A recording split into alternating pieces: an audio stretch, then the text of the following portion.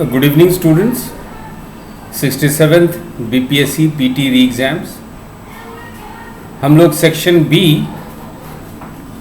Test two section B याद रखिएगा। Test two section B question number 41 to 50 इस video में डिस्कस करेंगे।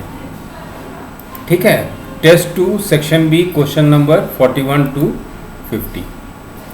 41 क्वेश्चन ये है कि where is the origin of Saryu river, Saryu नदी का उद्गम स्थान कहाँ है। तो इसमें हम लोग कंक्लूजन से सही आंसर आने से पहले जरा डिस्कस कर लेते हैं। ये देखिए, हम लोग यदि सरयू नदी की बात करें तो हम लोग इस नदी की बात कर रहे हैं, इस नदी की।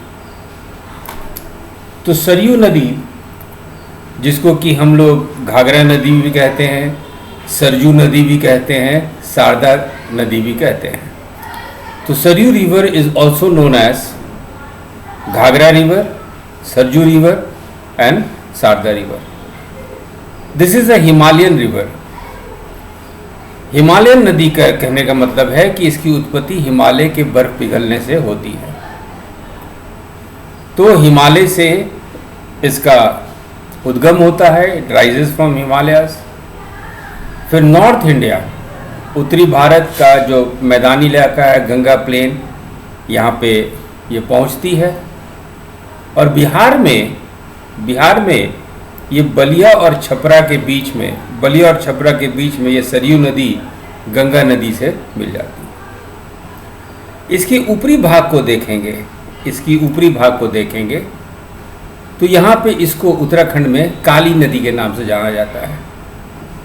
और ये काली नदी जो है, नेपाल और उत्तराखंड, भारत का उत्तराखंड राज्य means the Uttarakhand state of India और नेपाल, यानी नेपाल और उत्तराखंड राज्य के बीच में ये सीमा बनाती है। Natural you have a boundary. इसका जो प्रमुख सहायक नदी है, मेजर ट्रिब्यूटरी, वो है आपका राप्ती नदी। ये है आपका राप्ती नदी। तो सरयू नदी के बारे में एक थोड़ा सा ये विश्लेषण जान लें। आगे हम लोग देखते हैं कि सरयू नदी हम लोग पहले भी बात कर चुके हैं 2 सेकंड पहले, कि ऊपर में इसको माने अपर पोर्शन हिमालय के क्षेत्र में इसको काली नदी के नाम से जाना जाता है। लेकिन जब ये मैदान में उतरती है, in the plains of north Bihar, when it enters the plains of north Bihar, या उत्तरी भारत के मैदानी इलाका में वो जब उतरती है, प्रवेश करती है, तब इसमें एक नदी मिलती है जिसको हम लोग कहते हैं करनाली नदी। याद रखिएगा, इसको हम लोग कहते हैं करनाली नदी। इसको घाघरा नदी भी कहा जाता है। जब करनाली नदी या घाघरा नदी मिलती है, this river is then known as Saryu river. Initially Saryu river is known as Kali river, but when it enters the plains of North Bihar, Karnali river or Ghagra river meets this Kali river and then the name changes to Saryu river. तो ये इसका discussion है। अब चलिए हम लोग answer देखते हैं। इसका आंसर क्या होना चाहिए? तो सही आंसर है आपका, सही आंसर है 41। Where is the origin of Saryu river? Kumaon region, Uttarakhand. Saryu नदी का उद्गम स्थल कहाँ है? कुमाऊं क्षेत्र, उत्तराखंड।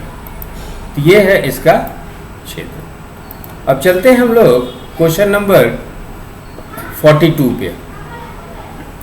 ये जो हम लोग देख रहे हैं AES, AES का मतलब क्या होता है? Acute encephalitis syndrome, acute encephalitis syndrome.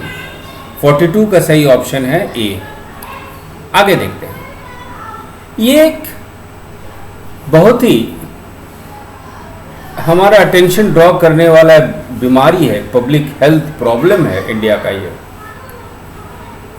जब ये बीमारी होता है तो फीवर हो जाता है, बुखार चढ़ता है, और कुछ हमारे दिमाग को असर करता है। याद रखिएगा, it affects our mental health.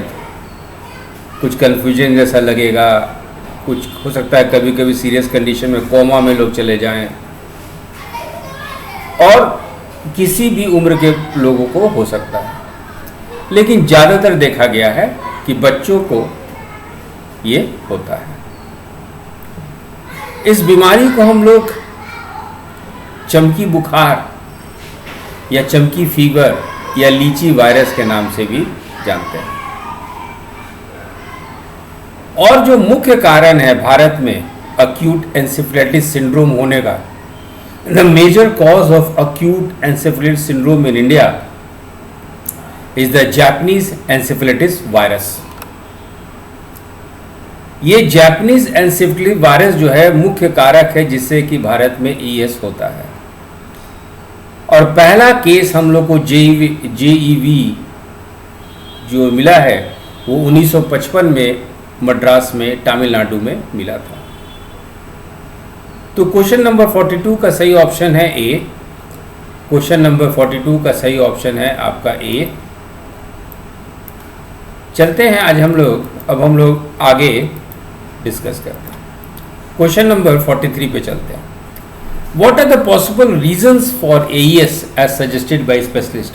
देखिए, ये क्वेश्चन डिस्कस करने का ये है कि इस तरह का बीमारी जो है बिहार में ज़्यादा हम लोग को देखने को मिलता है। तो विशेषज्ञों द्वारा सुझाए गए AES के संभावित कारण क्या हैं? बहुत सारे डॉक्टर कुछ कंडीशंस में अलग अलग कारण बोलते हैं, जिसका एक कारण हीट स्ट्रोक भी है, गर्मी, दूसरा है नमी, और तीसरा है शुगर लेवल में भी उतार चढ़ाव, जिसको हाइपोग्लोसामिया कहते हैं हम लोग। तो 43 का सही ऑप्शन है डी। 43 का सही ऑप्शन है डी। चलिए क्वेश्चन नंबर 43 का सही ऑप्शन है D, all the options. Question number 44, which part of the body does Japanese encephalitis affects? Japanese encephalitis शरीर के किस हिस्से को प्रभावित करता है? जैसा कि हम लोग पहले डिस्कस कर चुके हैं, ये ब्रेन को, मस्तिष्क को ये प्रभावित करता है। क्वेश्चन नंबर 44 का है ए।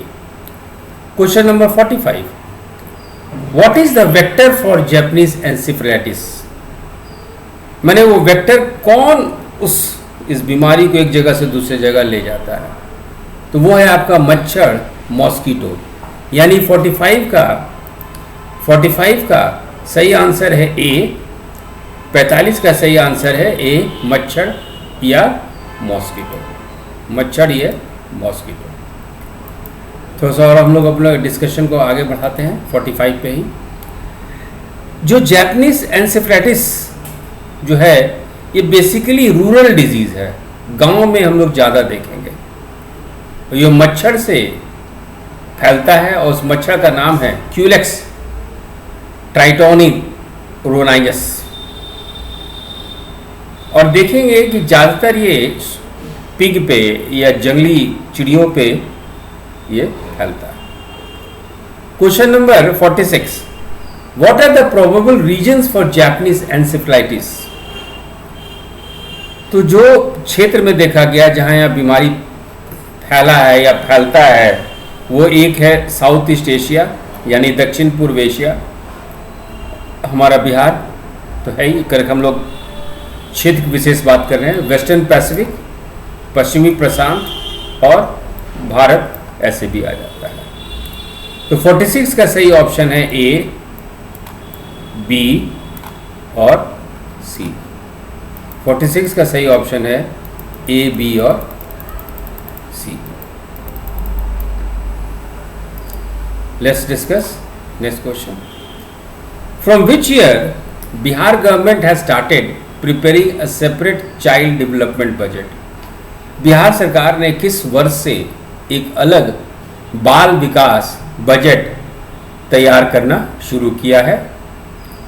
तो वो है आपका 2013 से 14। तो 47 का सही आंसर है ए, 2013 से 14। 2013 से 14। 48, who all are considered as child as per national policy of children 2013। कहने का मतलब है कि यदि हम लोग किसी को बच्चा मानते हैं, यदि सरकारी दस्तावेज में सरकारी कोई कार्यक्रम है, प्रोग्राम है, कुछ सहूलियत दी गई है बच्चों के लिए, तो बच्चों को किस उम्र तक परिभाषित किया गया है? तो राष्ट्रीय बाल नीति 2013 के अनुसार कोई भी बच्चा जिसका उम्र 18 वर्ष से कम हो, every person below 18 years of age are considered as child by the government of India and the same applies to Bihar, government of Bihar। तो 48 का सही ऑप्शन है आपका ए। 48 का 48 का सही ऑप्शन है आपका ए। As per the census of 2011, question number 50, what is the child sex ratio in the age group 0 to 6 years in Bihar? 2011 की जनगणना के अनुसार 0 से 6 वर्ष की आयु समूह में बिहार में बाल लिंग अनुपात कितना है? कहने का मतलब कि 1000 लड़कों पे कितनी लड़कियां हैं? For every 1000 boys how many girls we have between 0 to 6 years of as?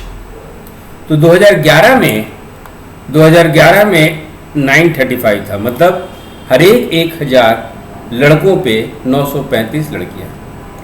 यही चीज़ 2001 के डाटा के अनुसार पूछा जाए तो वो है 942 942। चलिए हम लोग दूसरे वीडियो में दूसरे पोर्शन करेंगे, एक एक करके आपको सारा जो है टेस्ट 2 का ये आंसर आपको देते चलेंगे। तो ये आपका test 2 section B question number 41 से लेके 50। Test 2 section B question number 41 से लेके 50। किसी तरह को कोई डाउट हो आप किसी भी माध्यम से पूछ सकते हैं। Thank you.